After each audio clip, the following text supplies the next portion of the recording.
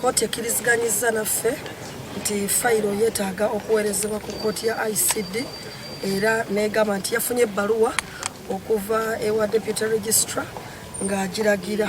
okuba nti eweereza fayiro eyo okusinziira ku kusaba kwe tuzze nga tukola. Era bw'etyo kooti n'ekwata fayiro n'ebanga egiweereza ku kooti enkulu okusobola okutuyambako okubeera nga tusabira abantu baffe okweyimirirwa. So ekiddako essaawa eno kwe kulaba nti tugenda ku ICD court tulabe nga okusaba kwaffe okw'okweyimirirwa kwe twateekamu kubeera nga kufuna olunaku olugenda okuba nga abantu bajja basabirwe okweyimirirwa mu kooti. Bali mu mbeera ki abasibe obw'enjawulo obwava ku kutulugunyizibwa nga bakwatibwa n'empotokulu gye babadde ate nga waliwo n'abakuwa batuuni ku mutwe nga Muyodi Hamidu ng'ate ddala mu makomera tukimanyi bulungi titali bujjanjabi bumala ate nga abasibe bano bandyagadde okuba nga bafuna access ne ku basawo baabwe ababadde bajjanjaba endwadde ezimu nga pressure ne ulcers naye nga tebasobola kuzifuna. So ebyo byonna tugenda kubiteeka mu kusaba kwaffe oba twabitadde mu kusaba kwaffe okwa bail kwe tugenda okukola ku ICD court. Enforcement Act eragira nti ku bye tulina okukola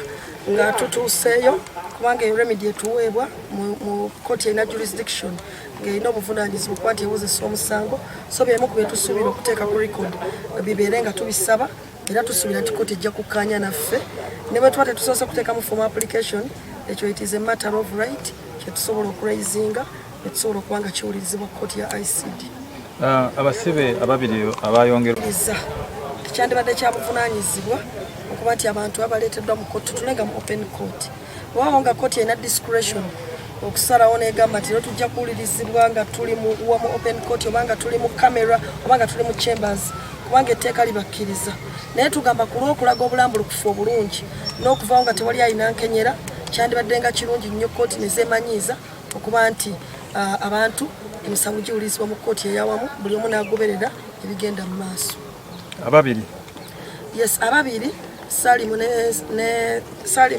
ne Sekabembe baleeteddwa olunaku olwaleero era nga emisango gye gimu nabo bali ku gya butujju era nabo balinze kubeera nga basabirwa okweyimirirwa. So ensonga zonna tugenda kulaba engeri gye tuzikwatamu nga tumaze okufuna akafubo nabo okusobola okulaba babakwatira mu mbeera ki babayunza buyunzi ku fayiro balumirize bano oba ddala nabo bali ku mulamwa ogw'okuba nti batulugunyizibwa butulugunyizibwa. So ensonga ezo tugenda kulaba nga tuzitunuulira nga tumaze okuinterfacinga nabo mu kkomera olunaku olw'enkya. Awo yadde obujulizi yadde n'olwekyo bakyanoonyereza balabe oba balifunayo obubaluma yadde. So naffe ne tubaleka n'olwekyo yo nga gavumenti tennafunawo obujulizi bwonna buluma abantu baffe era kyekimu ne kuba n'ababiri byataddeko nabo etandika butandisi kubanoonyerezaako.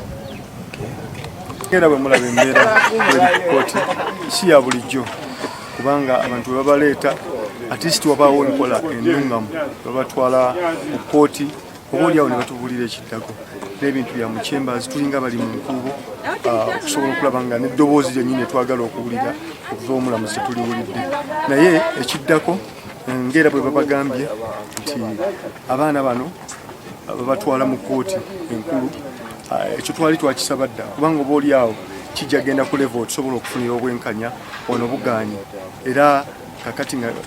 okuba nti kyekiddako tulowooza nti naye step gye tugenda okuteekinga naye nga kyennyamiza abaana bano balina famire ento ekyamazima emisango gino bagibateekako nti bagiddiza mu nansana muno nze gavana wa nansana nze akwata akulira security era naalibadde mmanyi nti at least waliwo akakwate ensonga zino zonna zebabateeka naye kyalinaku nti mukomera bakamalayo emyezi ate nga ne process mwe tulaga olabira ddala nti nno nabyo bikyatwalira ddala ebbanga naye tulina okukkiriza nti olunaku lumu oba olyawo eggwanga lino lirifuna obwenkanya erifuna obukulembeze ddala okufiira ekkooti enkulu ng'era bwe tumanyidde ddala obulungi kyetugamba abantu baffe ebbanga lyonna nti tuli mu busibe sisitimu zonna zetukoleramu ekyamazima za mwami Museveni n'abasajja be so bino bye tukola tubikola okwongera okulabisa gavumenti ne institutions zonna nti nfu naye nga essuubi lyaffe eva libadde ttono nnyo ate era lisigala ttono naye obuvunaanyizibwa bwaffe ng'abakulembeze ne bannankyukakyuka bonna bakwatibwako okusobola kulaba nga twongera okulabisa ebikola ebifaanako ebiti tulaga obutali bumativu eri abantu baffe n'okusindikira message mwami Museveni n'abasajja be nti oba oliawo ekiseera kijja kukya ku lunaku lumu eggwanga linunulwe. Amanyo sali Isaac Keith ni musajja mulwanyizi wa ddembe ate era nga mbadde ngoberera nnyo omusango guno. Okusooka kwa byonna nze ndi musanyufu nti at least for the first time nti abasibe baffe tubalabyeko nti babaleeteddwa ate kooti nekkiriza nti eno kooti erina jurisdiction abantu bano balina okutwalibwa mu ICD court era nga gyebasobola n'okusabira kubanga tubadde nga abali mu katemba okusabira wano beero nga kooti erina jurisdiction ekyo kibadde nga abazannyamu obuzannyi naye kati kooti kikkiriza nti no bagende ku ICD ndowooza kigenda kubeeramu n'essuubi nti n'abantu baffe bajja kufuna beero babeere nga babuza okuva awaka so first not too bad